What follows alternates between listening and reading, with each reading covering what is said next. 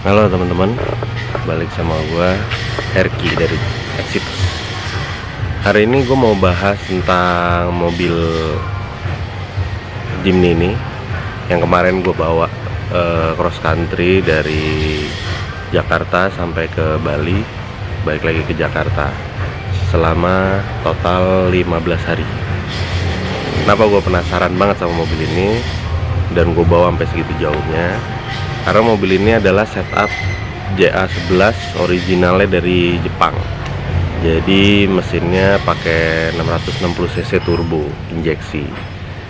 Gue penasaran aja kayak gimana sih rasanya atau performanya mobil ini kalau dibawa buat jalan-jalan jauh gitu. Karena agak jarang yang make Jimny, yang Katan aja, yang F10A aja jarang yang pakai. Apalagi yang F6A ini jarang banget gue lihat. Gue nggak tahu sih, gue nggak pernah lihat, tapi mungkin ada orang di luar sana yang udah pakai jarak jauh juga. Makanya gue penasaran, pengen nyobain sendiri gimana performanya mobil ini. Untuk JA11 sendiri speknya adalah mesin 660 turbo F6A kode mesinnya. Jadi dia satu basic rancang bangun sama mesin 1000 yang ada di Indonesia ya. Kalau yang mesin 1000 itu kan F10A. Nah, yang ini F6A 3 silinder 660 cc turbo intercooler manual. Sebenarnya ada yang versi matic, cuma yang ini yang gue pakai ini yang versi manual.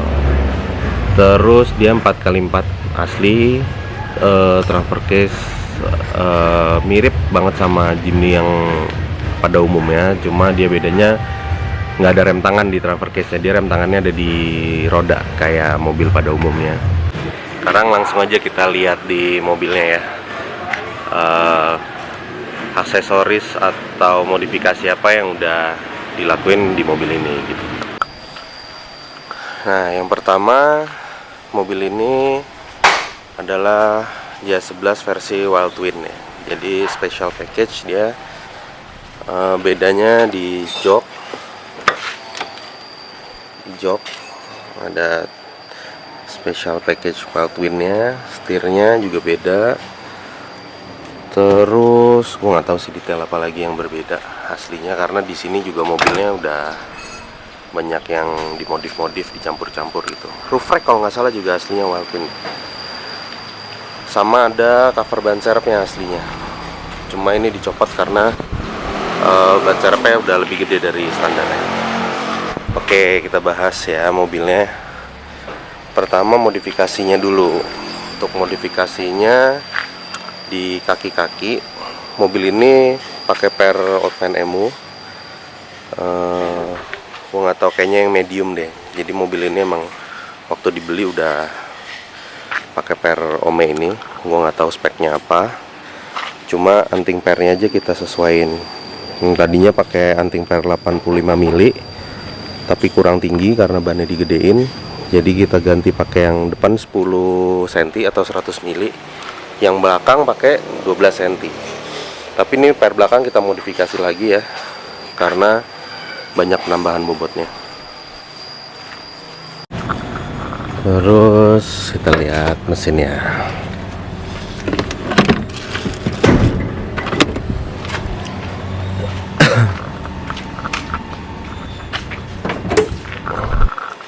Mesinnya masih relatif standar, cuma ganti blow off yang eksternal sama kabel busi.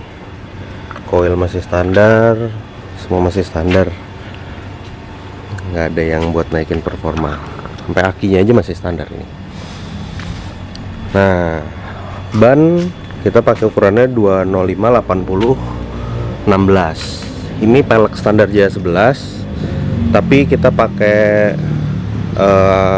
wheel spacer ya, atau adaptor yang 3 cm. Karena kemarin kalau pakai ban agak gede tuh dia suka mentok di sini, jadi kasih adaptor. Terus yang dari luar kelihatan, kita pasangin crossbar. Ini crossbar bikinan Exitus 2 dengan aluminium extrusion.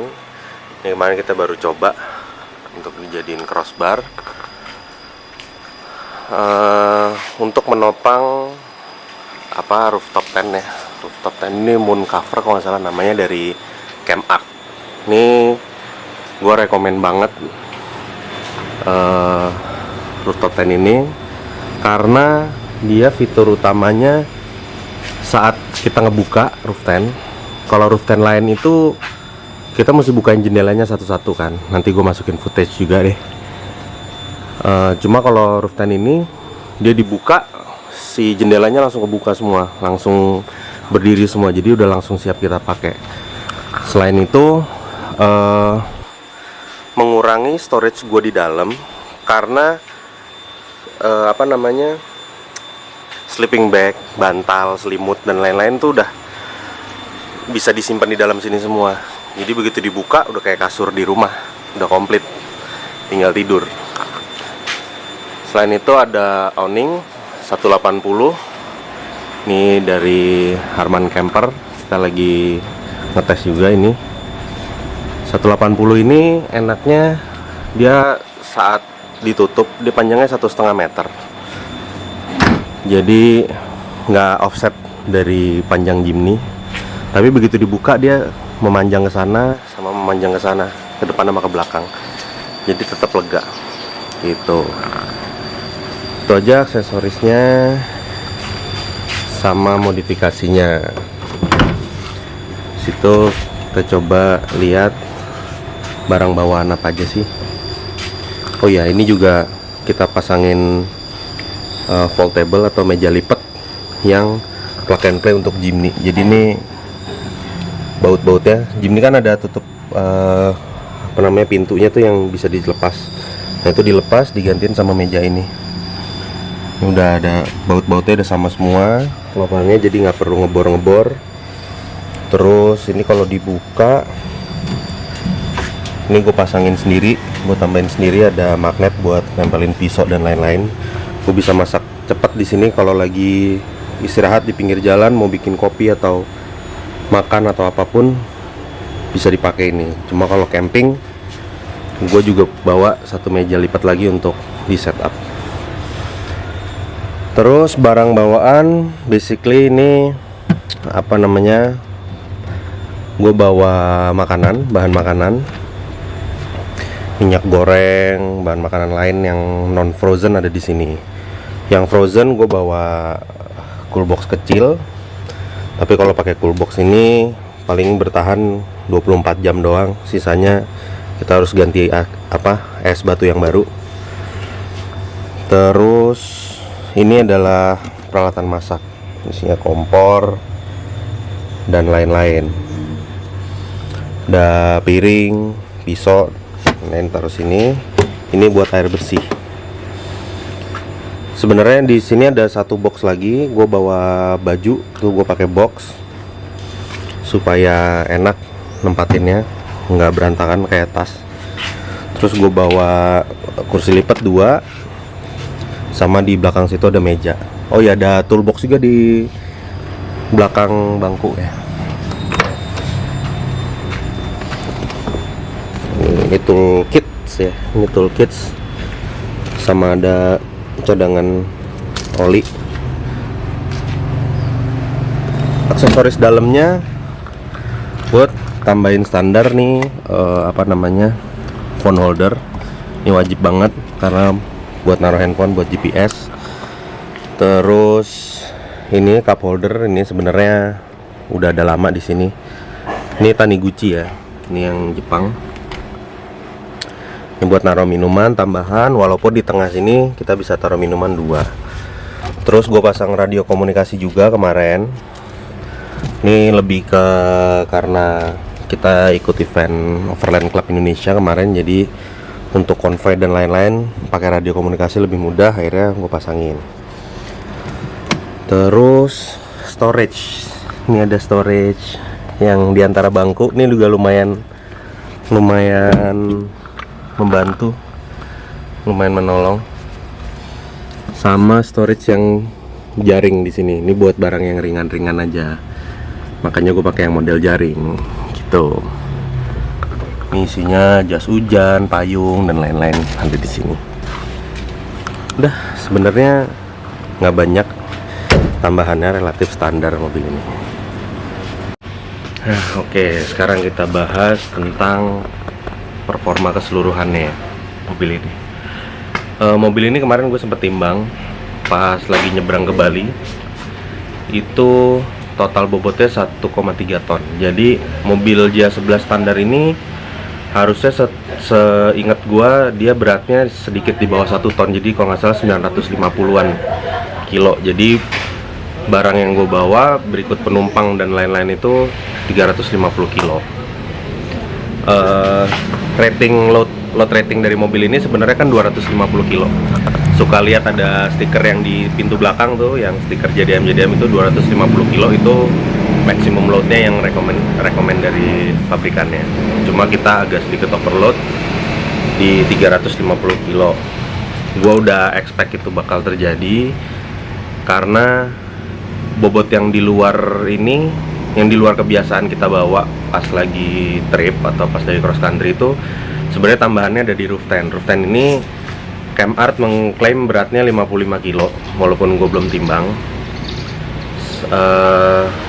Sisanya ya barang apa ya, bawaan kita aja gitu. Termasuk air kita juga banyak. Paling enggak pas kita masuk ke campground itu kita bawa 10 liter ya, itu artinya 10 kiloan.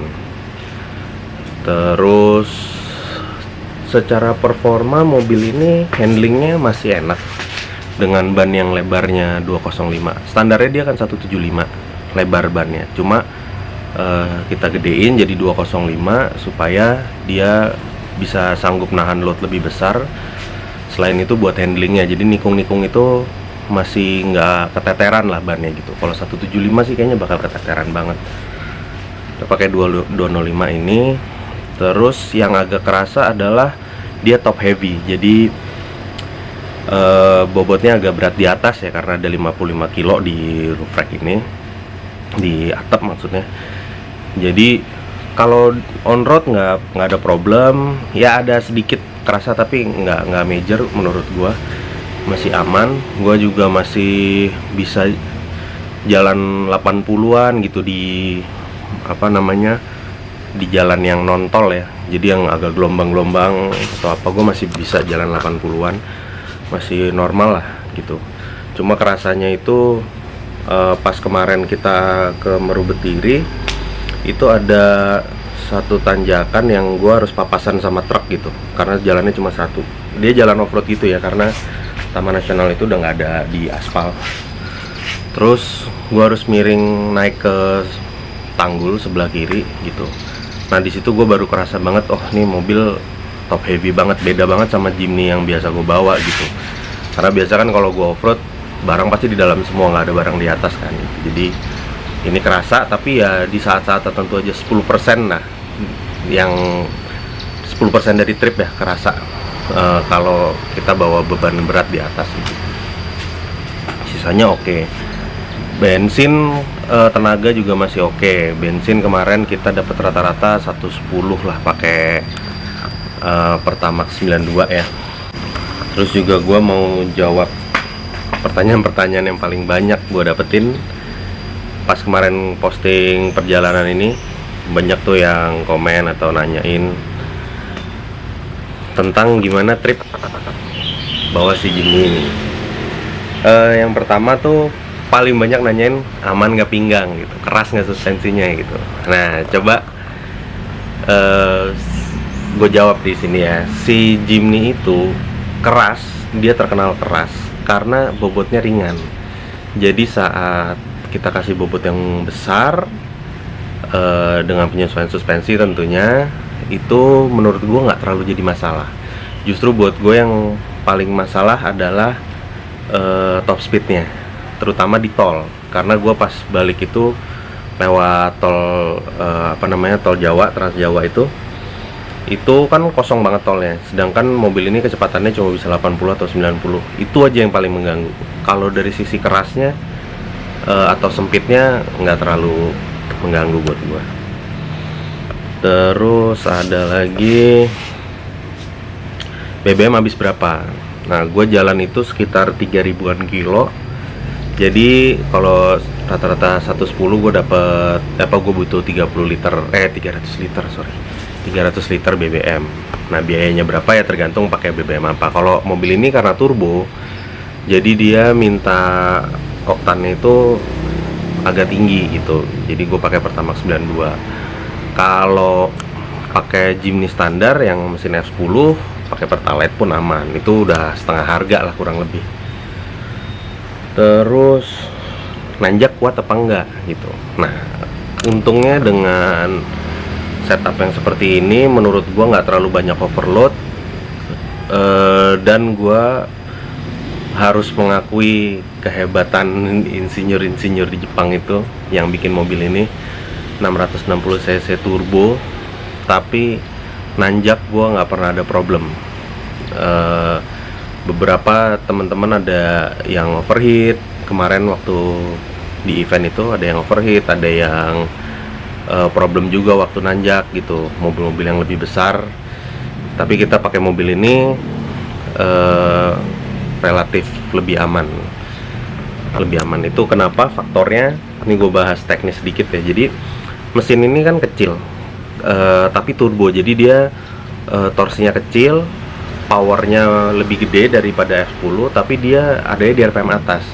Jadi kalau gue bilang sebenarnya power bandnya agak lebih sempit gitu, RPM bawahnya dia nggak mau, jadi dia harus main di RPM atas. Kalau tebakan gue, si insinyurnya ini ngeset transmisi.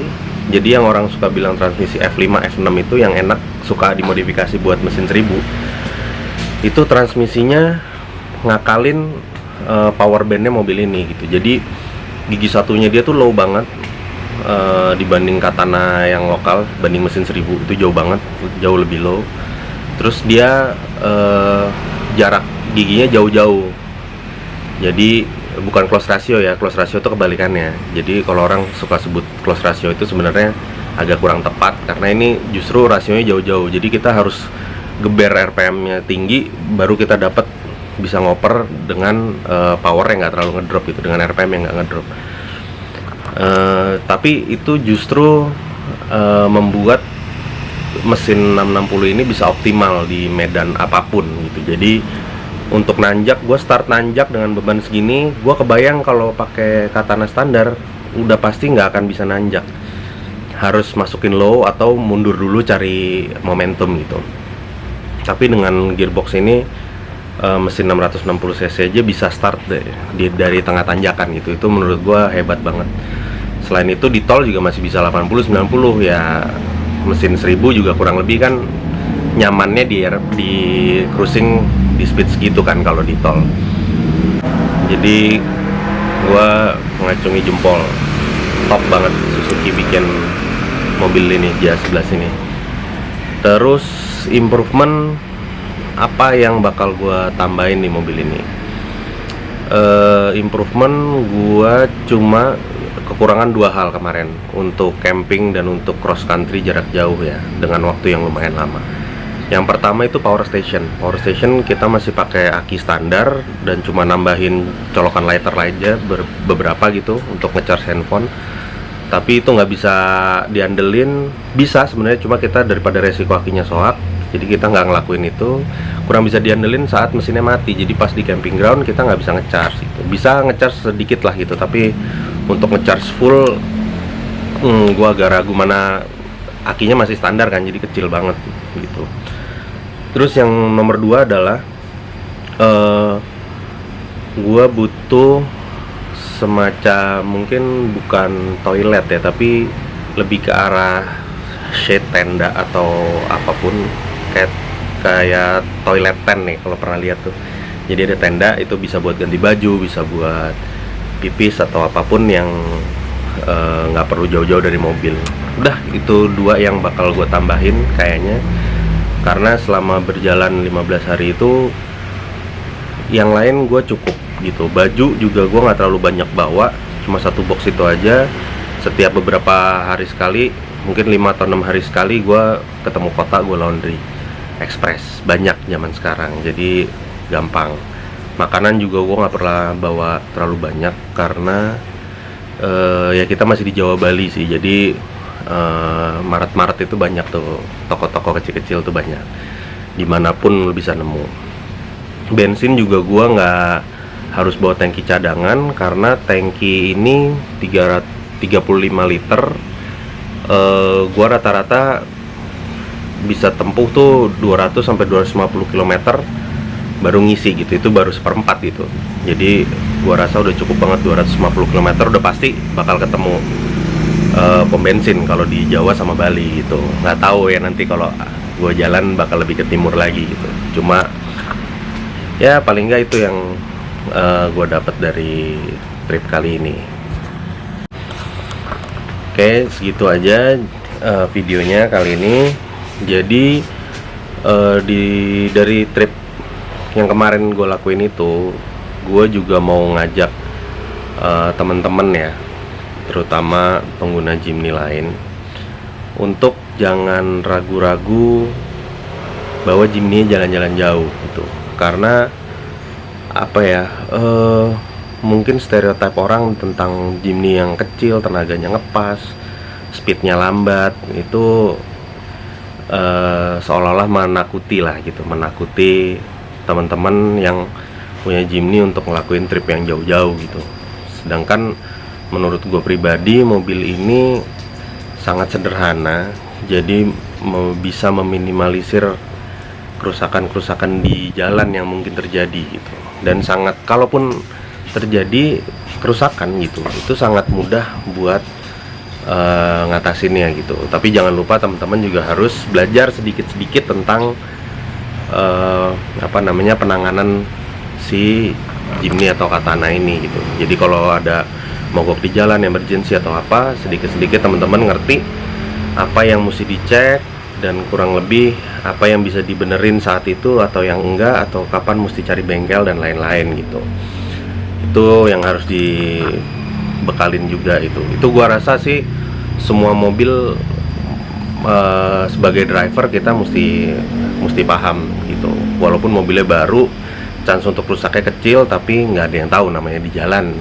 Jadi gua berharap teman-teman lain yang pakai Jimny, yang punya Jimny, dan sebenarnya kemarin udah lama penasaran pengen bawa mobilnya ini jarak jauh tapi masih ragu-ragu, itu agar lebih yakin untuk bawa mobil ini jalan-jalan gitu yang jauh. Kalau butuh apa-apa, kalian bisa DM gua atau chatting gua langsung untuk persiapan atau apapun. Nggak apa-apa, tanya aja. Selama gue bisa bantu pasti gue bantu. Atau butuh asis di jalan, selama gue bisa bantu, gue bantu gitu. Oke, sampai ketemu di video berikutnya.